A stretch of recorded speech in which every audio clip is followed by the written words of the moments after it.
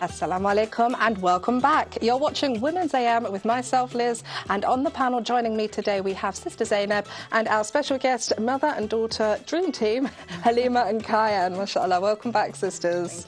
Jazakallah khair for joining us today on the show to talk about the mother and daughter relationship. We really appreciate you coming down, and particularly me, because obviously we're neighbours and I've seen your and Kayan's relationship grow from Kayan being very little to, MashaAllah, turning into a lovely young woman. So have you got any, advice that you'd like to give, mothers out there? Just be understanding, listen a Yeah. lot. We tend to rabbit on a lot and not let them express their feelings and stuff like that. And they're going through quite a stressful time as they're growing up. So I would say just listen to them a lot more. Yeah, and let them grow into their own person, isn't it?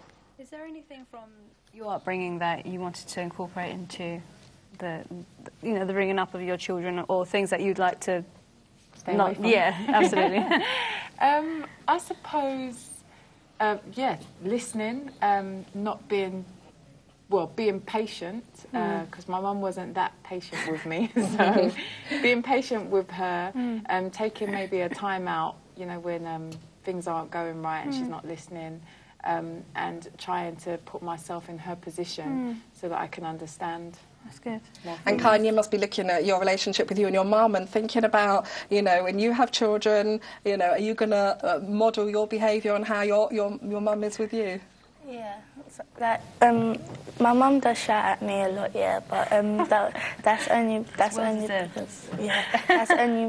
deserve it. And oh, that's very humble, mashallah. Well, Jazakallah khair for a little introduction to your relationship. It's very nice to see two close mother and daughters, mashallah. Moving on, now let's go to our main segment, In Her Views, where we will be discussing the special relationship between a mother and a daughter.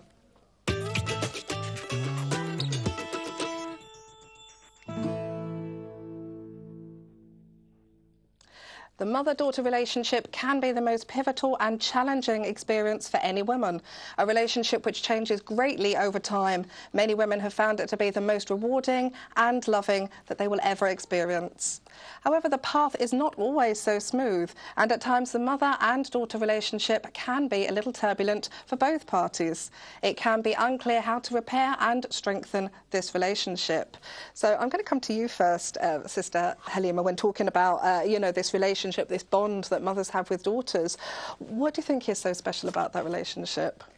I think with a female giving birth to another female, there's no right or wrong answer, okay, because you already have all of the experiences that they're going to experience, whereas if you was giving birth to a boy, you don't know what it's like to be a male. So as you're a female and you're giving birth to another female, you know the ups and downs, some of the feelings that they might have, some of the changes that they might be going through that, you've already been through. So you kind of had first-hand knowledge, so you're able to advise them. So even if you only have small knowledge, with this particular subject, you have a whole load of knowledge. Yeah, and I think it's also that thing, isn't it, of companionship. When I know, from my experiences when I had my daughter, and I know we shouldn't do it, and it's dreadfully girly and all the rest of it, but I did think I'm going to have such a great time, like dressing her up, and these things, isn't it? It kind of strengthens your bond, doesn't it? Yeah. And I've got so many pictures of my daughter, even now, where I've put hijabs on her and stuff like that. So I think we kind of think of the things that we're going to share together in the future, and that really feeds into the relationship that we have, doesn't it? Yeah. So Kayan, what about you, from your perspective? What's special about the relationship between a mother and a daughter?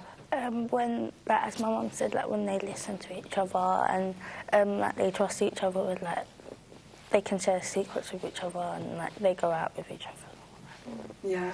So you feel like your mum is like a friend, don't you? Not just like a mum figure. It's a closer relationship than that, isn't it? Yeah. Because I can go, if I'm having any problems at school or anything, I can just go to my mum and just tell her.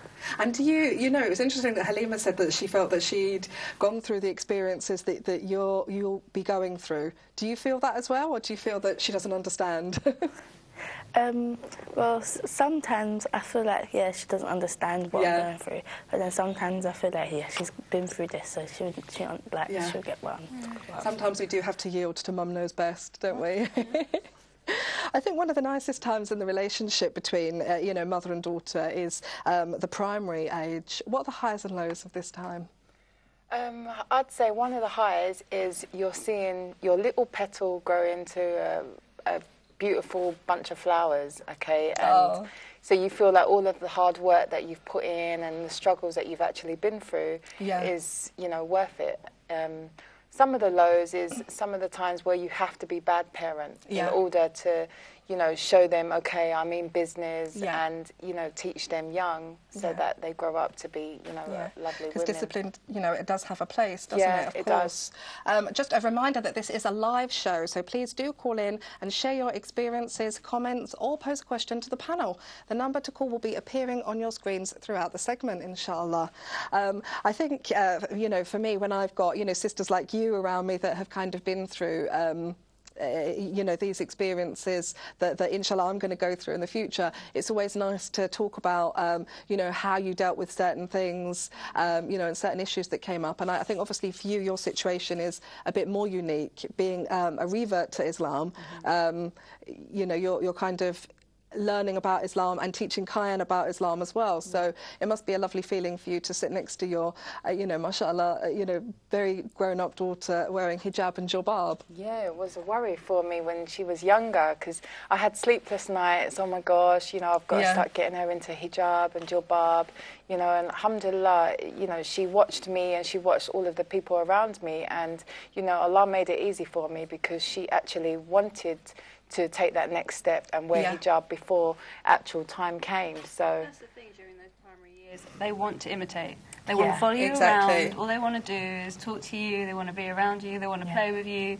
And, you know, you've got all these other things going on, and you're just like, oh, okay, not all the time, but that they just want to be around mum, and they want to just be around mum and dad all the time, and whoever, isn't it? The brothers and sisters and stuff. So it can be a bit intense. I found with my nieces, they're around, you know, our house quite a lot, and that kind of phase was quite an intense one, where it's they're in your face all the time. But it's so, you know, you look back on it, you just think, oh, it's such a sweet phase because it's so nice, and that's the thing. They want to wear the hijab, they want to wear the clothes. I know the best piece of advice that my mum gave me was, you know, just enjoy every single minute of motherhood because it just goes so quickly. You know, before you get used to one stage, and then before you know it, you know, you're on to the next stage, isn't it? So I think the best piece of advice my mum gave me was when you're growing up, don't be too keen to start washing up and doing the ironing because when you get older, you'll be doing that all your life. And that's good advice because it's so true. And Kyan, what about you? Did you, you know, when you were growing up and you saw your mum, you know, wearing hijab, wearing jilbab, did you, you know, what did you think about this? Was this something that you were keen to imitate, as Zainab said? I thought like it was pretty and everything, and it's like, do you know when you don't wear hijab and then you're going out, like you have to do your hair up nice and everything, but then when you're wearing a hijab, you could just put it back in a ponytail and just go. So easy, isn't it? But then there's other things to worry about, like, you know, what kind of hijab to wear and that kind of thing. That's the thing. Anything that mum wears is beautiful, isn't it? Absolutely. That's how it's seen, isn't it? So it's just like, when they're young. Yeah, that's it. And then you kind of hit that next stage, and then it's like, oh, there's a wider world outside of mum and home, and it all changes again, like you're saying. Yeah, that's it. They want to be exactly like you, and then you hit that stage, and they want to be, you know, exactly the opposite to you. SubhanAllah. But I do think it's a beautiful, you know, example of how this, you know, relationship is pivotal in Islam when we see how, you know, teaching our daughters in particular about the deen, about hijab, and about, you know, all the things that we have to do as Muslim women. What are your thoughts on that, Kyan? Do you think this is an important role of your mum's role to teach about Islam? Yeah, because like if she didn't do anything, I'd be growing up and like I would look at other people and instead of my mum. And you want your mum to be the one that guides you? Absolutely. Yeah. We've had a great introduction to this topic so far, but now we are off to a short break. But do stay tuned and hear what the panel has to say about making this relationship a happy one and tips for surviving those teenage years. Don't go anywhere. Assalamu alaikum.